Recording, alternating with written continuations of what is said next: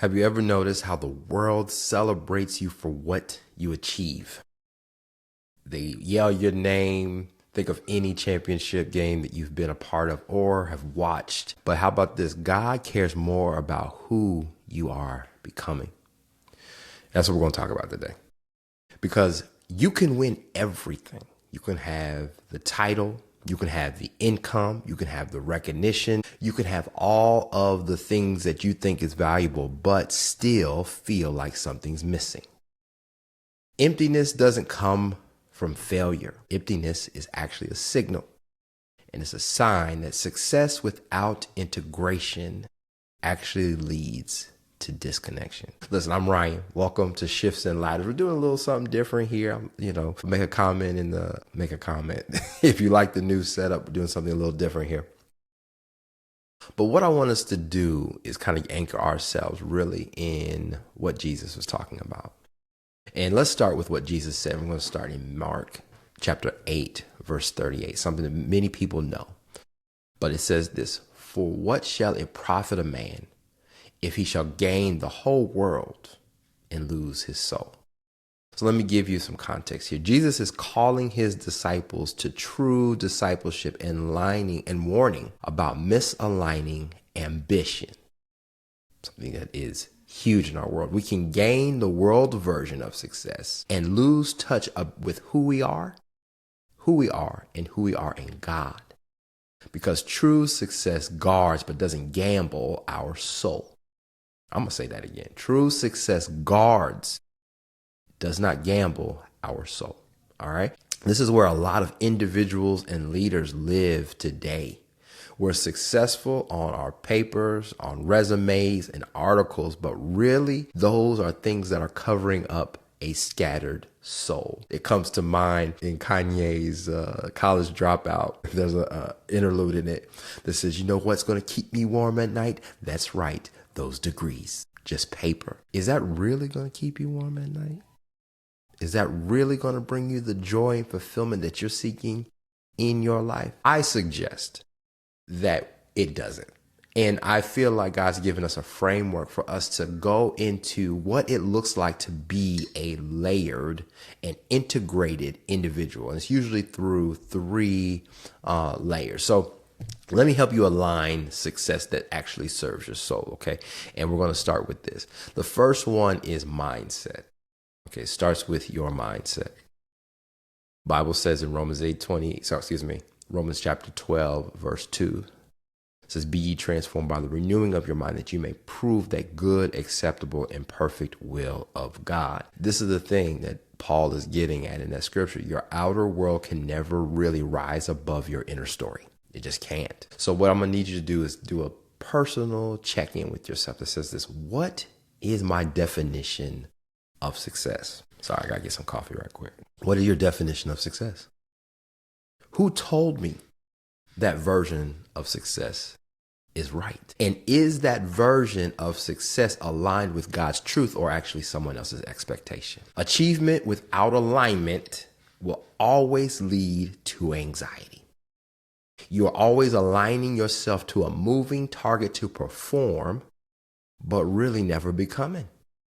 That's a lot of work, y'all. I mean, that's tiring, it's exhausting. So when your mindset is actually rooted in truth and in not approval, peace will follow the progress. So you can actually find yourself moving towards something that gives you and grows the fulfillment and joy for the purpose that God's placed in your heart. That's mindset, everyone. So the next one, layer 2, systems. I know that's a very corporate word, systems. Let's use the James Clear context, habits. A system is actually a habit, but you put it in a human circumstance. Let's give an example. When someone tells you to get ready for the day, okay? Your parents might have told you, or you just tell yourself to get ready for the day. You say that one word, but in that one word or phrase is implied several things. Wash your face, brush your teeth, put your clothes on, take a shower, whatever you need to do. There are several things, and actually those habits are called systems that your brain automates under the phrase, get ready for the day. So it's a system. And a system is typically something that's outside of us too. We are made up of several systems. We have 7 systems in our body. We live in a solar system. Systems are a God ordained circumstance, very practical. But a system, a successful one actually, are ways that help your soul breathe so you can have the structure and space to be you.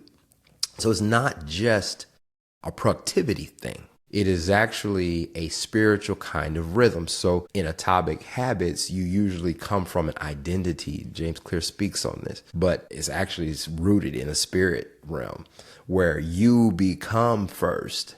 And then the systems of becoming support who you are. So once you build those systems, who you are comes out without having to worry about how. Just being. Okay, so how about this? So if your calendar has no room for rest or for anything that is assigned to you, your soul is actually strangling and gasping for air. You have no space. That's what a system does. It gives you space for breath so you can create, you can be, you can think, you can create. Today, we have our phones, we have all these kinds of things that distract us from actually sitting with ourselves. But it's necessary for you to be able to be an integrated and full person, because the more your calendar is full, the less space you have to be. Jesus gives this example. I mean, if I'm not just be honest, Jesus is the perfect model for human life. Jesus withdrew often to pray. He woke up early in the morning, in the dew of the day, when no one was doing anything, and had quiet time with him and the Father. Sometimes he would just go, like steal away, go to a mountain. He said, hey, tell the disciples, go to the other side. I'll meet you there for a minute. I need to recharge, right? Even though he was fully God, fully man, he still needed space to grow and withdraw. This isn't weakness, though. This is rhythm. This is what Jesus himself did. And integration means designing your days and your life to sustain your peace and purpose, not to sabotage it. All right. Now, layer 3 is strategy. This is where we start putting what we build into practicality. This is where your purpose meets performance. And most of the time we spend more time on performance than we actually do layers 2, 1 and 2. All right. So this is where you do and flow out of who you are. Okay. Once you've built it, understood the systems, you do, and then you do where you're becoming. You do what you're becoming. Yeah, you do what you're becoming. So a strategy is born out of alignment, okay? Not anxiety. If you are actually working to respond or react, correction. If you are building a strategy to react, that's not the space to create. You're striving to fix a problem and not flowing from who you are. So you can only really build well from peace instead of pressure. And that's when your work becomes ministry, because you are flowing in the best version of yourself. Okay? So we have mindset, we have systems, we have strategy. These are the 3 things and layers that you need for proper integration. And let me give another word for integration: wholeness. Wholeness. Okay. Wholeness is important. All right. So maybe right now you're achieving your goals, you're knocking them out, but you feel like there's a cost involved. You're feeling less like yourself every time you achieve another goal. So maybe it's time to seek integration and become whole again. Renew your mind, reorder your systems and your habits, and align your strategy with who you are in your soul. Because this is the thing, real success just doesn't let you keep building. It's who you become while you are building it that matters. We're going to continue on this incredible journey of integration and wholeness. I think it's important because any kind of shift you make, you're going to be you in the midst of it. And we're going to be helping leaders and individuals align who they are with how they live, so that success becomes an output of the peace that you gain. If you love this and you've been blessed by this, subscribe, share. We're on Apple Podcasts and Spotify. Let somebody know, especially if you know someone who is struggling to find wholeness and always seeking. I believe this is going to bless you and bless those around you. Until next time, we'll catch you in the next one. Peace.